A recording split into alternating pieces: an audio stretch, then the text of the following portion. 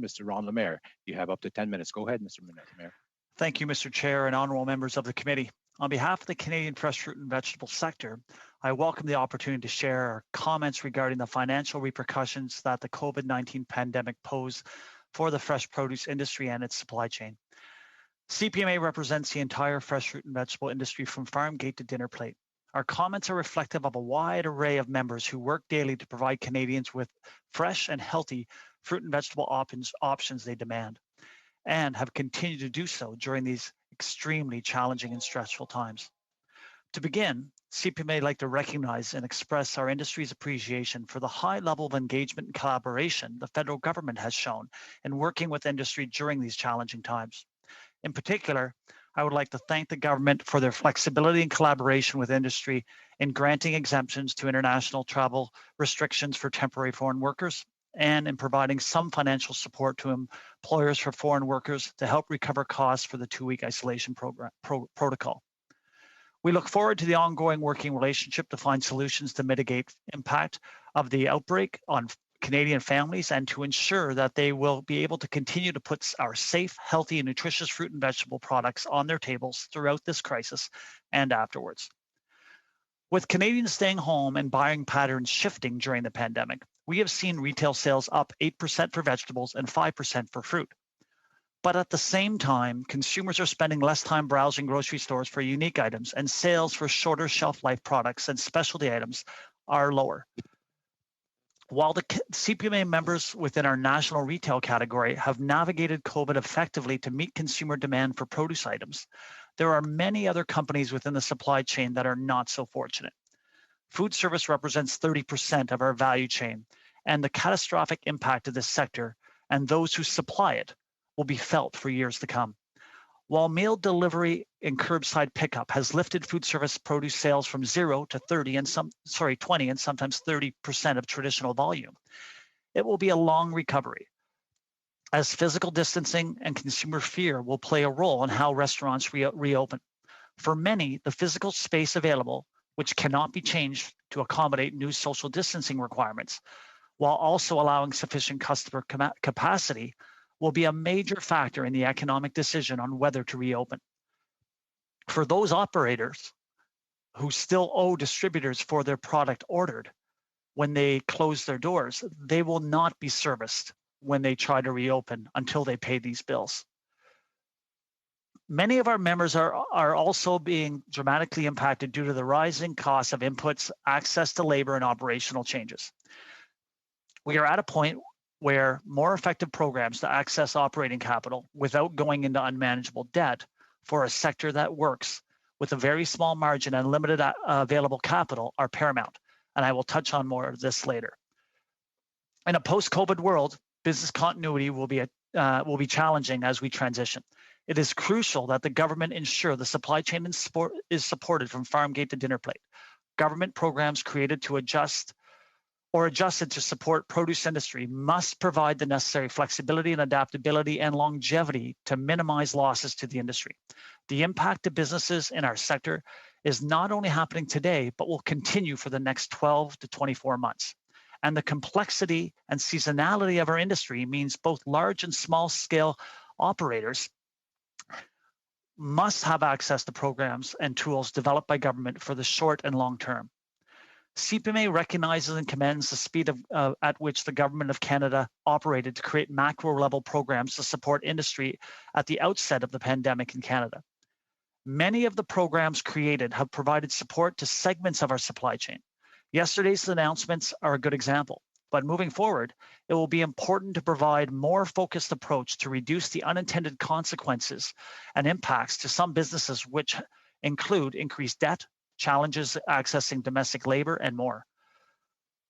In addition to foreign workers, the produce supply chain relies on a steady supply of domestic labor. The CERB has created unintended consequences in the short term for many packers, distributors, wholesalers, and small retailers who are facing greater challenges to hire at a time when Canadians are relying on them to provide the food they need.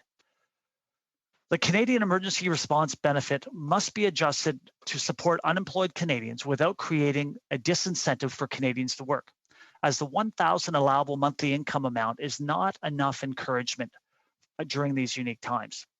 Additionally, the Canadian Emergency Student Benefit has the potential to impact seasonal and summer employment opportunities within our sector. I would encourage greater flexibility for students to collect the benefit and work for essential service providers like Agriculture and Agri-Food. On a positive note, programs like the Canadian Wage Subsidy have been key for those of our members who qualify. They were able to maintain staffing during the initial food service market shift. But now we must review this tool and potentially extend it beyond September for targeted essential services like the produce supply chain. This will help alleviate economic stress companies are forecasting under the new normal. Early in the pandemic, access to temporary foreign workers was the single most threat to our production, food security, and integrity of the food supply chain in Canada. While some of the industry's key labor concerns have been addressed to a point, logistical and financial challenges remain. CPMA would like to echo the concerns of our partners at the Canadian Horticultural Council about the significantly reduced number of workers who have been able to come to Canada, particularly looking ahead to harvest. CPMA also supports the recommendations made by the Hort Council in relation to the government's business risk management programs, including additional support for farmers through Ag Stability and Agri-Invest. We all know there will be winners and losers during this pandemic. As members of the committee are fully aware, the Canadian produce industry has been requesting that a financial protection tool for produce sellers be implemented for many years. Unfortunately, the COVID business environment has and will, over the next 2 years, drive businesses into bankruptcy, and our sector has no effective protection. Canadian produce sellers are now more than ever at risk in the event of a bankruptcy. Without a limited statutory deemed trust, we will potentially see more companies dragged into economic hardship.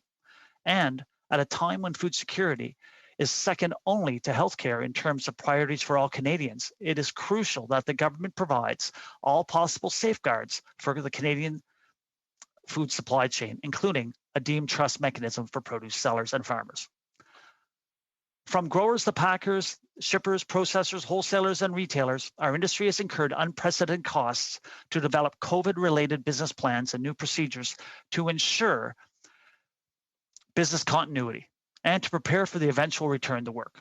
Many CPMA members are and will need to address employee concerns by implementing physical social distancing measures and ensure access to PPE. Why is this important? In BC, one greenhouse packing operation had 30% of their workforce not show up to work one day following the announcement of a suspected COVID case. The need for PPE is recognized as necessary to ensure business continuity and staff morale while working to keep absenteeism low. In a survey completed last week, 87% of our members reported that they are actively purchasing PPE and other health screening tools. However, challenges pertaining to the access of these essential supplies have been noted by many CPMA members. A shortage of supplies and long lead times to order products like hand sanitizers, gloves, and N95 masks have only added to the complexity. I must note, the added cost of purchasing this equipment cannot sustainably be absorbed by the industry.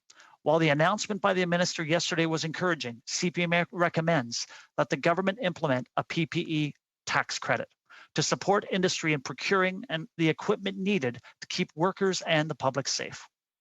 Additionally, the inconsistency of a harmonized delivery of isolation protocols and measures at a local level is also causing frustration across the industry. The need to have common risk-based models is vital to provide and enable competitiveness and public safety. Finally, we must also recognize trade and regulatory flexibility. This pandemic has clearly demonstrated the need to bolster our food security, to ensure the ongoing viability of our food system and strong domestic global strategy. The supply chain linkages to transportation, border access, ports of entry and exit must all be maintained. The regulations such as hourly service for truck drivers should be harmonized wherever possible, specifically with the US. The produce supply chain is a globally integrated model that relies on both domestic and international networks. Recognizing the government's effort to provide some flexibility within enforcement of non-food safety labeling requirements in order to ensure the smooth flow of essential products continues and is needed more than ever. Further flexibility to allow nutrition facts from other countries, especially the US, and to allow English-only mandatory labeling information in provinces other than Quebec would help to ensure the grocery stores can continue to provide food. I apologize for being long. Thank you, Mr. Mayor. We'll now